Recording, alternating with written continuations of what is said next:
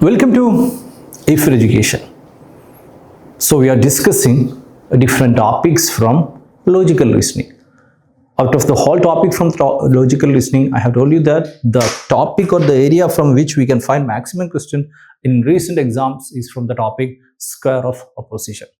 So within the square of opposition, we have a lot of things to learn. We have to learn the concept of proposition. Then we have to learn categorical proposition. Then the concept of universal, particular, negative, affirmative. Then we have the concept of distributed and undistributed. We have discussed all those concepts. But in this video, I will be discussing square of opposition. So before discussing square of opposition, I hope you will be thorough with the concept of propositions. Propositions are just a statement, categorical proposition. When this statement is being divided into different categories, specifically 4 categories, all which is denoted by A, no which is denoted by E, some which is denoted by I, and some not which is denoted by O. Okay, so these are the 4 categorical proposition. So square of opposition, as the name indicates, it's a square. It's a square that shows the relationship between different categorical proposition. Okay, so basically, as I have discussed, there are 4 categorical proposition. We have all, we have no, we have some, and we have some not. So categorical proposition relationship is being denoted by square of opposition, which means square of opposition is a square which shows the relationship between different categorical proposition. So this shows a relationship of A or all with no, some and some not. It shows a relationship of no with all, some and some not. Relationship of some not with no, all and some. Relationship of some with all, no and some not. So the relationship between different categorical propositions are being denoted by square of opposition, and we have a different name for each of these relationships. So first of all, let's try to understand what are those names. So as I already discussed, square of opposition is a chart or a square that was introduced within categorical logic to represent the logical relationship between certain proposition, or the relationship between categorical propositions are being denoted by square of opposition. Okay, so this is square of opposition, and here we have the different relationship between different categorical proposition. So the relationship between, okay, we have the relationship between all and no is denoted by, or we call it as contrary. The relationship between some and some not, we call it as subcontrary. The relationship between A and some as well as no and some not is being named as subaltern. At the same time, the relationship between all and some not and no and some is being called as contradictory. So we have the relationship between all and E, contrary. Relationship between I and O, subcontrary. The relationship between A and I and E and O, subaltern, and the relationship between A and O and E and I, contradictory. So these are the 4 relationships. So let's try to learn each of them. Okay, it's important. Firstly, we are going to the relationship of contrary. Okay, so here what you have to clearly understood is that what is this relationship is all about. Okay, relationship is all about, we can say whether it's based on the fact that whether both of them can be true together or whether both of them can be false together. So what's the difference between contrary and subcontrary and subaltern and contradictory? It depends upon the difference in the truthfulness or falsity of different statements. Whether they can be true together, there is a possibility of being true together, or whether there is a possibility of being false together in such a way. Let's try to understand. And first of all, remember, every is same as all. Okay, here what happened? Yeah, every is same as all. So here we have the relationship between all, yeah, and no. Okay, and contrary. So let's try to understand, in case of contrary, whether we have a possibility of both statement being true or a possibility of both statement being false. How can we determine that? Let's try to understand the meaning of these 2 words. We have this all and no being denoted by an example. All pens are plastic and no pen is plastic. Now think whether both of this statement can be true together.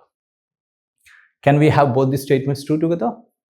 Just think, pause the video and think. What you will be getting? You can't. Never. Okay. Never you can have both of these statements as true, because if the statement all pens are plastic is true, okay, if the statement all pens are plastic is true, automatically no pen is plastic is false. If the statement no pen is plastic is true, automatically we have all pens are plastic as false, which means we can never have, okay, we can never have both of this statement as true. So what is the first peculiarity of this relationship? The first peculiarity of this relationship is that both can't be true together. Okay, both can't be true. That is the first relationship. Now, second case, think, can both of them be false together? Just try to answer. Can both of this statement false together? In any possibilities, it's not compulsory that it should be such a way in 100% of the cases. It's just if there is any possibility of both of this statement being false. Okay, you can pause the video and you can think and think and think. Okay, so what will be having? We have all pens are plastic and no pen is plastic. At first instance, it may seem that since we have already told that both of them can never be true together, we may feel that both of them can't be false together also. But it's not that way. There can be a possibility of both of them being false. Bit confused? I will give you an example. Consider we have 100 pens. Total we have 100 pens with us. Consider a scenario where we have 50 pens as plastic. Okay.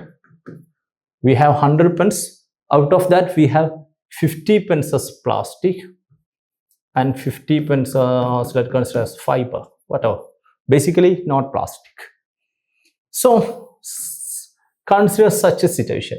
50 pens are plastic and 50 pens are not plastic. So, now, all pens are plastic. What about the statement? The statement is false. Okay, because all pens are not plastic, only 50 pens are plastic. No pen is plastic. It's saying that no pen is plastic. What about that statement? It's also false because we have 50 pens of plastic. So, both the statement are false here. So, we have a possibility of both can be false. Both can be false. So, coming to contrary relationship, the peculiarity of contrary relationship is that both cannot be true. Okay, we can't have both of them true together, but both can be false together. Okay, we can't have both of them true together, but we can have both of them false together. I have explained how it works based on this example. Okay, if you are a bit confused, try to pause the video, rewatch the video and try to understand. It's very easy. You will be just imagining certain scenarios and looking for the possibility. So that's the first relationship. So first we have the relationship of contrary. Then moving to the next relationship, that is subcontrary. Okay, we have the second relationship of subcontrary. As we have already discussed, subcontrary is a relationship between, subcontrary is a relationship between some and some not. Okay, so we have the relationship of subcontrary between some and some not. Okay, some and some not. So what happens with some and some not? Let's try to understand. We have the examples. Some pens are plastic and some pens are not plastic. So that's a relationship between I and O. We have some pens are plastic and some pens are not plastic. Okay, some pens are plastic and some pens are not plastic. So let's try to find out. Can both of them be true together or both of them can be false together? Just think. Similar to the case of contrary. What do you think?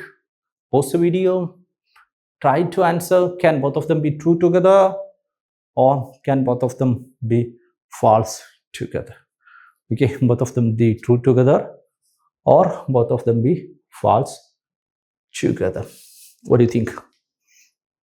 Yeah, so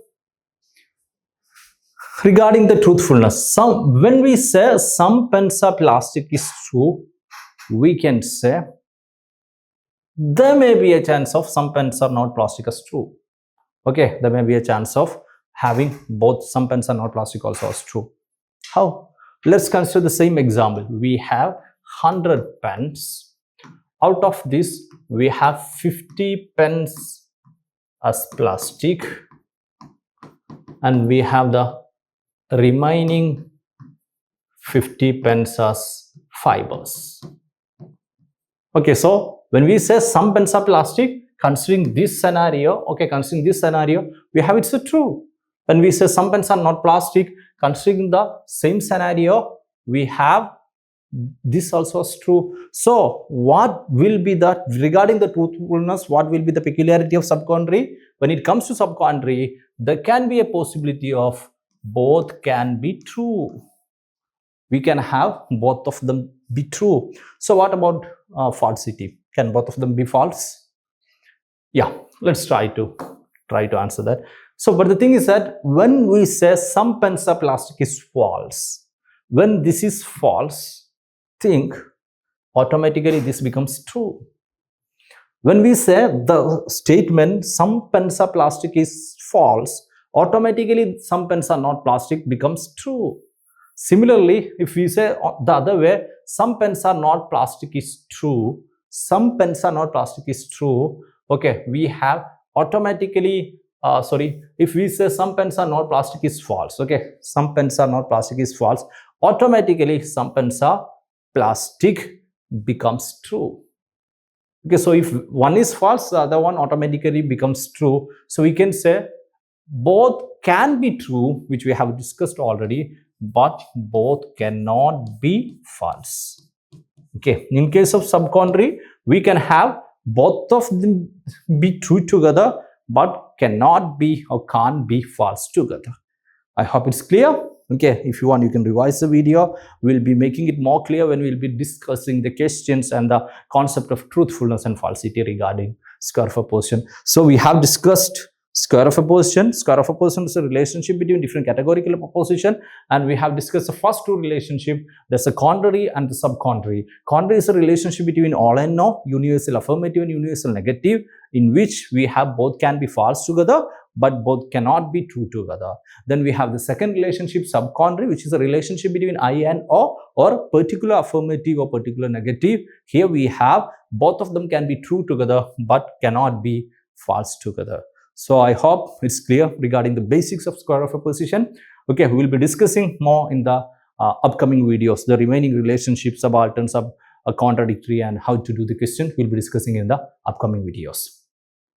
So that's about this video. To make sure you receive all those videos in the UGC NTA NET Paper 1 preparation series, make sure you subscribe to Aifer Education YouTube channel and also press the bell icon. And to join our exclusive Paper 1 online course, as well as to know more about Aifer, visit our website www.aifer.in. Thank you.